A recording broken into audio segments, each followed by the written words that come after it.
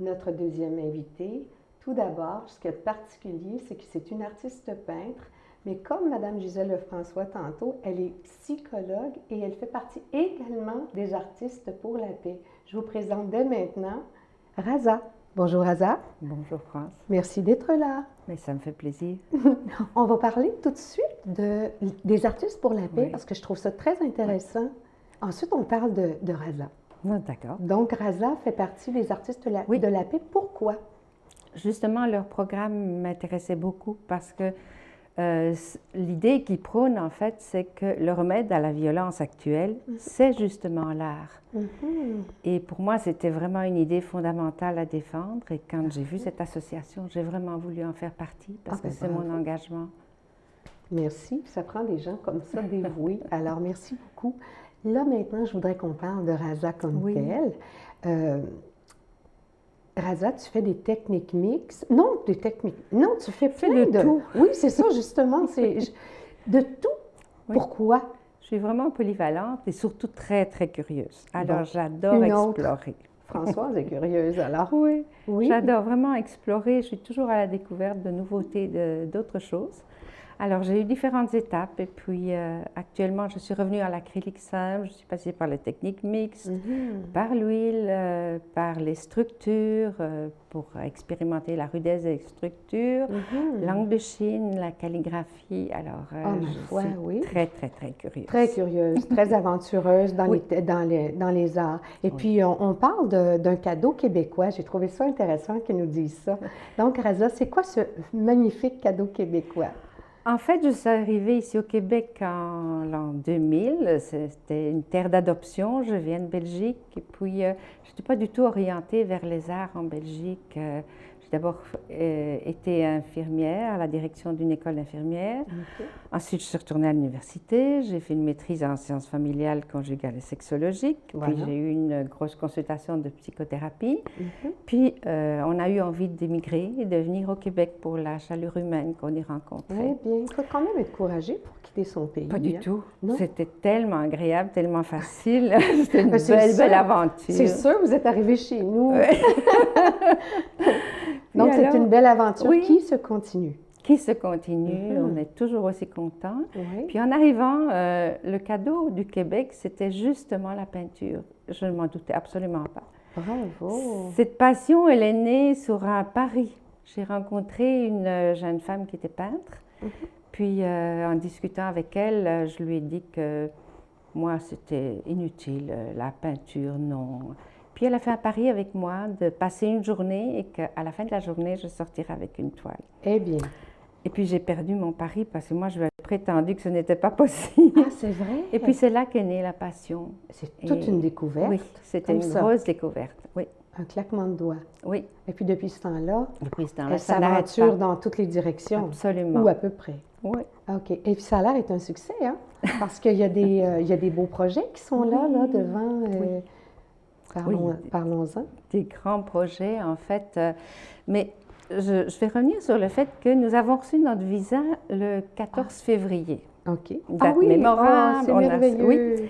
Et cette année, le 14 février, on va inaugurer dans le plus grand restaurant de Montréal, qui est un relais château, restaurant européen. J'ai été choisie comme artiste pour décorer tout l'ensemble du restaurant. Donc, ce seront toutes mes toiles qui seront exposées. Et je me dis, mon Dieu, le 14 février, c'est extraordinaire. Il se passe toujours des choses fantastiques. Oui. Donc, une terre d'adoption, enfin le visa, parce que c'est quand même une grande nouvelle. C'était une très grande nouvelle. Un 14 février, on tombe en amour avec le Québec.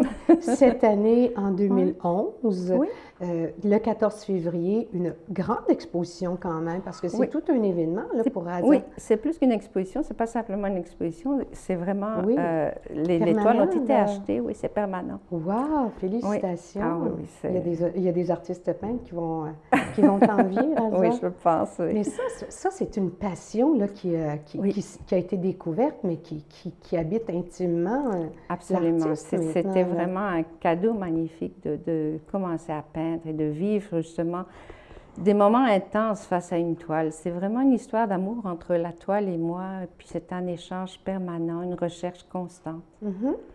On parle d'évolution Oui. parce qu'on ne commence pas du jour au lendemain à faire des Non. pièces comme Non. ça. Non. Alors, comment ça s'est passé, l'évolution? J'ai commencé par l'huile.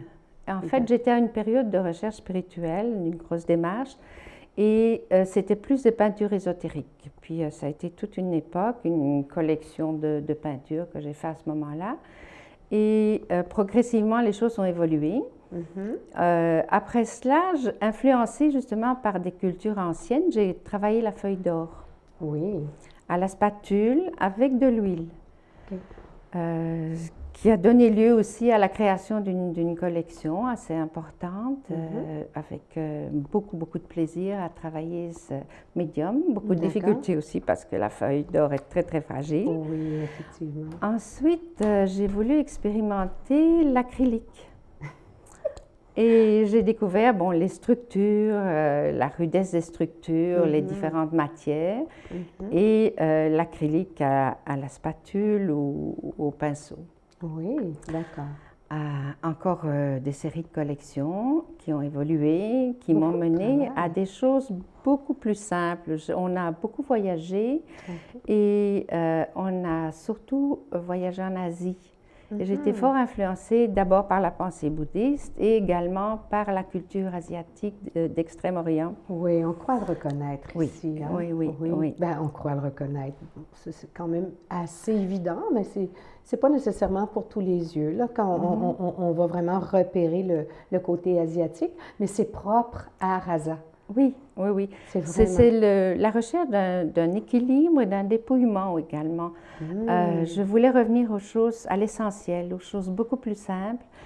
Et j'ai eu différentes collections, notamment avant ceci, une collection à la pierre de lave.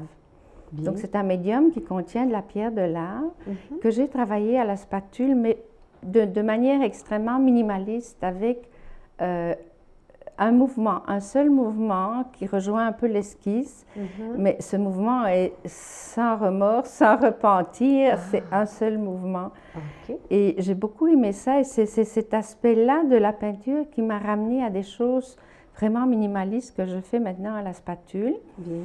qui sont fort influencées par la calligraphie et par les couleurs asiatiques aussi, D'accord, oui. que j'ai repris. Oui. D'accord. Et ici aussi, c'est un mouvement qui doit être fluide, qui doit être spontané, qui est vraiment de la création libre. En continu aussi. Oui. C'est pas un mouvement sec. Là. On Non, voit non, que... non, il y a un mouvement arrondi, une recherche d'équilibre entre les couleurs, le clair, le foncé, entre la courbe, entre la ligne. Tout ça est une recherche d'équilibre pour arriver à un point zéro où on se sent vraiment totalement en harmonie. D'accord, vraiment, totalement en harmonie avec le langage qu'on a mis sur toile. Oui, d'accord. C'est l'expression de nos émotions, en fait. Exactement. Notre recherche intérieure. Tout n'est qu'émotion. Oui, oui. Et je voulais souligner que dans la démarche et l'évolution de la peintre Rasa, il y a qu'elle est passée du figuratif à l'abstrait. Oui, hein? Absolument. Comment on arrive à... C'est presque naturel, finalement, de commencer dans le figuratif?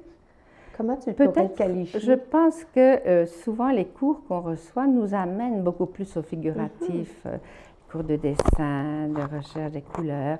Je pense que c'est cela qui m'a amenée à commencer, mais ma nature essentielle rejoint beaucoup plus l'abstrait.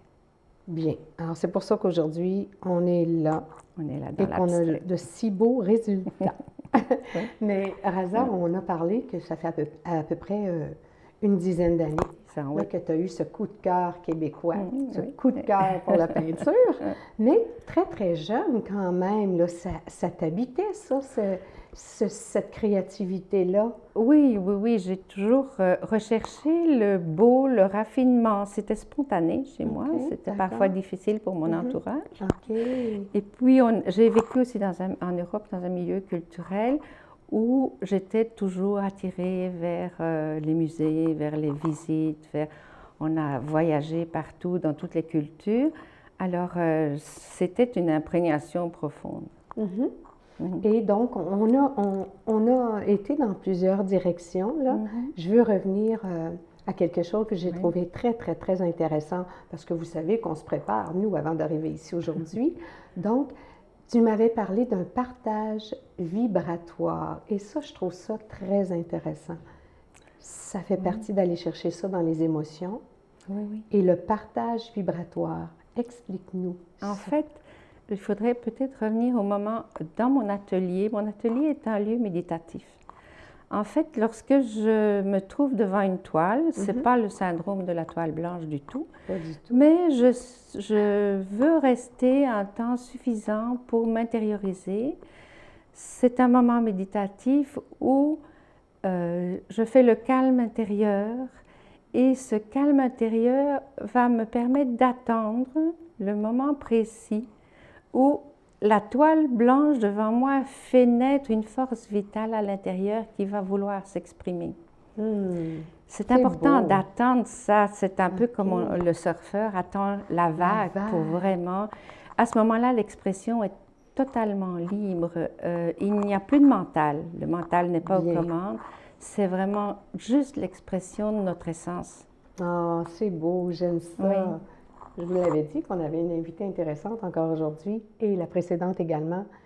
Je voulais dire, Aza, on est déjà terminé.